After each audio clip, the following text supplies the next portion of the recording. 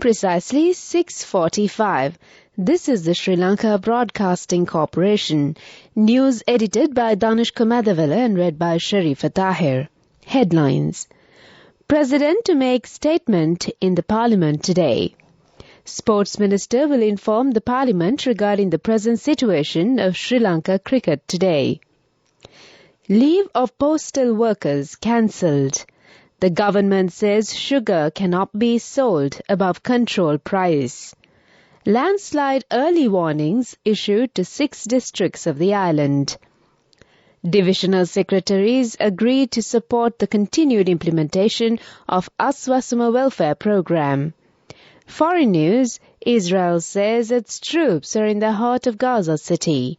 In sports, Glenn Maxwell hits amazing double century as Australia secures semi-final spot in the Cricket World Cup 2023. Local news in detail now. President Ranil Wickremesinghe is scheduled to make a special statement in Parliament this morning. Attention will be paid regarding many matters including the reforming of electoral system. This statement is to be made before the commencement of proceedings scheduled for today's Parliament. Sports Minister Roshan Ranasinghe will inform the Parliament regarding the present situation of Sri Lanka cricket. He said yesterday that not only the government, the opposition and the people of this country is requesting a corrupt-free cricket in Sri Lanka. Meanwhile, Minister Bandula Gunawardena says that the aim of the government is to develop Sri Lanka cricket without corruption. He added that 4-member committee has been appointed to investigate in this regard. Postmaster General MRP Satkumara yesterday requested the workers of the Postal Department to report to work as usual instead of engaging in the planned trade union token strike action. Postmaster General Satkumara, releasing a media statement, said that he held a discussion with Transport, Highways and Mass Media Minister Dr. Bandula Gunawardena and Mass Media Ministry Secretary Anusha Palpita regarding the 48-hour token strike announced by the Postal Department trade unions from November 7th midnight to November 9th midnight. The Postmaster General assured that none of the post offices run by the Postal Department will be shut down. He said a suitable building to continue the Nuwara Postal Office will be provided by the UDA after releasing the current location of the post office for a development project. The Postmaster General said that in the backdrop of reducing the loss incurred by the Postal Department, which was more than 7 billion rupees in 2022 to 3 billion rupees in 2023 by the entire staff of the department with their hard work and commitment, will be negatively impacted and reversed by this postal trade union strike activity. Finance State Minister Randit Siyambalapati said sugar must be sold only at the controlled price and the Consumer Service Authority should fine those selling sugar beyond the price stipulated, apprehend them and take legal action against them. The State Minister stated this at the time when he was answering a question raised by journalists at the conclusion of a program that was held in Ruwanwala yesterday. Siyambalapati further pointed out that although the special commodity tax was imposed on sugar according to the state revenue requirement, a maximum retail price was set for sugar in order to prevent the increase in the price of sugar stocks available for selling in the country. State Minister Siyambalapati also emphasized that unlike previously, that this time the same maximum retail price will apply to packaged sugar and no one will be allowed to make undue profit from sugar sales. This is the Sri Lanka Broadcasting Corporation giving you the news.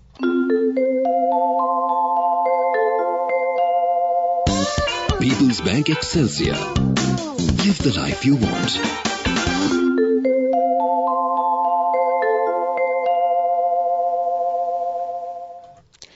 Continuing with more stories here at home, the National Building Research Organisation has issued landslide early warnings to 6 districts of the island. Accordingly, Level 2 amber alerts are applicable for Haputale and Haldamulla in Badula district, Tumpane in Kandy district, Kuruvita, Balangoda, Valigepola, Opanayaka, Godakavala, Ratnapura, Imbulpe, Kolonna, Kalavana, Alapatha and Ahaliyagoda in the Ratnapura district. Level 1 yellow warning has been issued for Wallasmulla, Beliatta, Katuwana and Okewala in the Hambantota district, Yatinura and Ududumbura in the Kandy district, Mavanalla, Galigamuwa and Kagol in the Kagol district.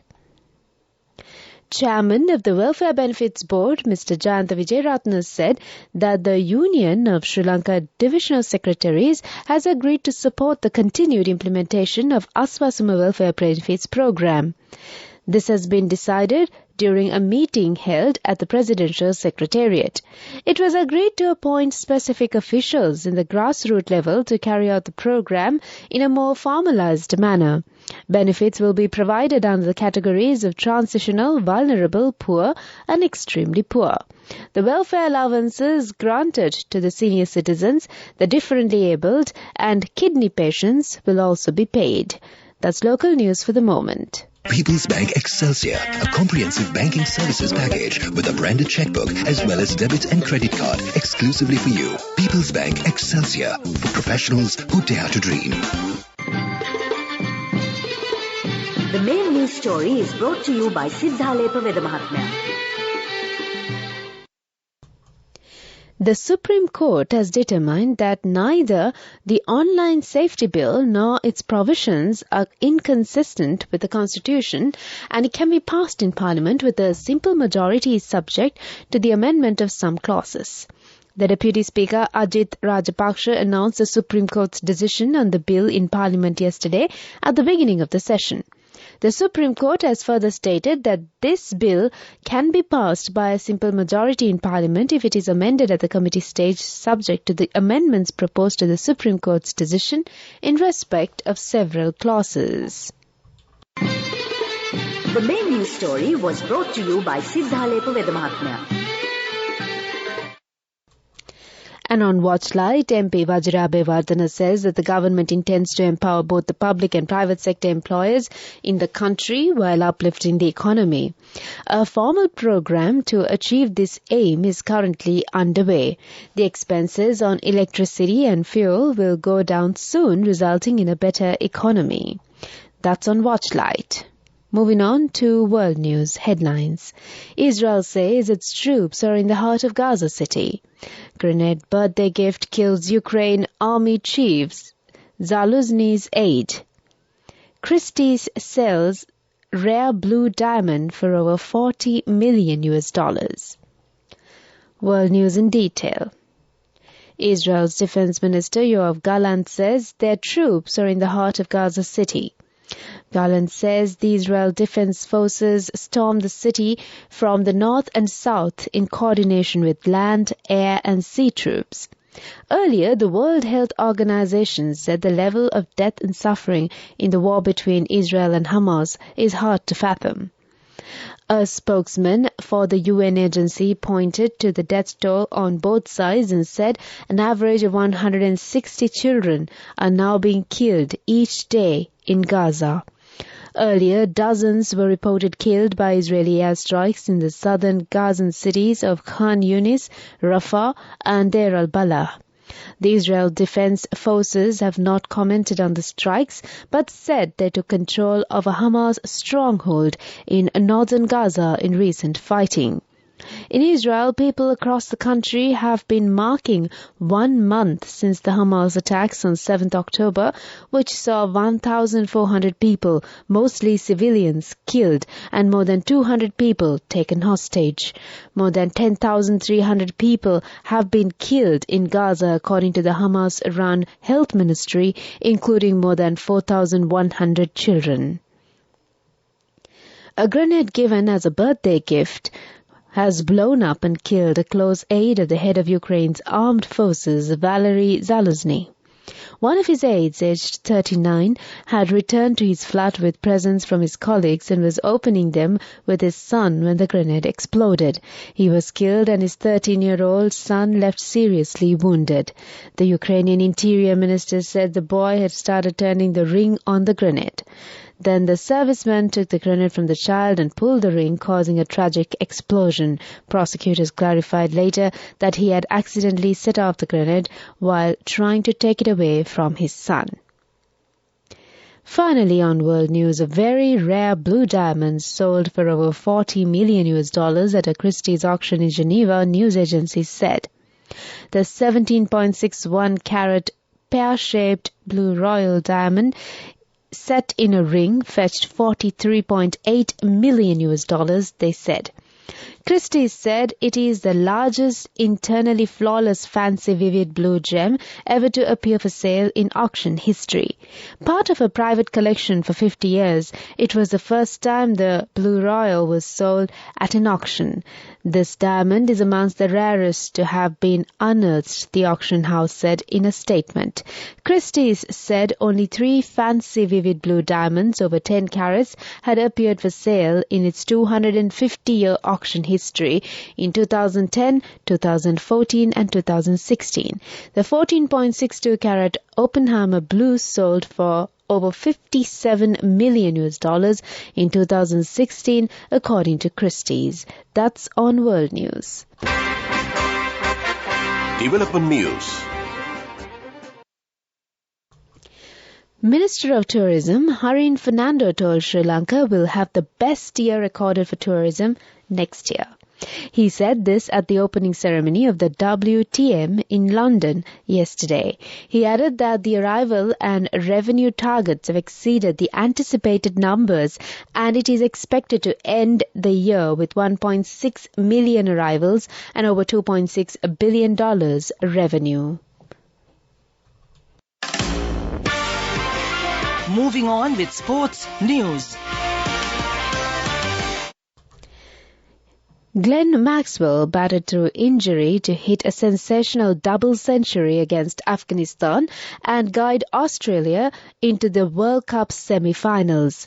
Maxwell arrived at the crease to face a hat-trick ball at 49 for 4 before Australia slumped to 91 for 7, chasing 292 in Mumbai.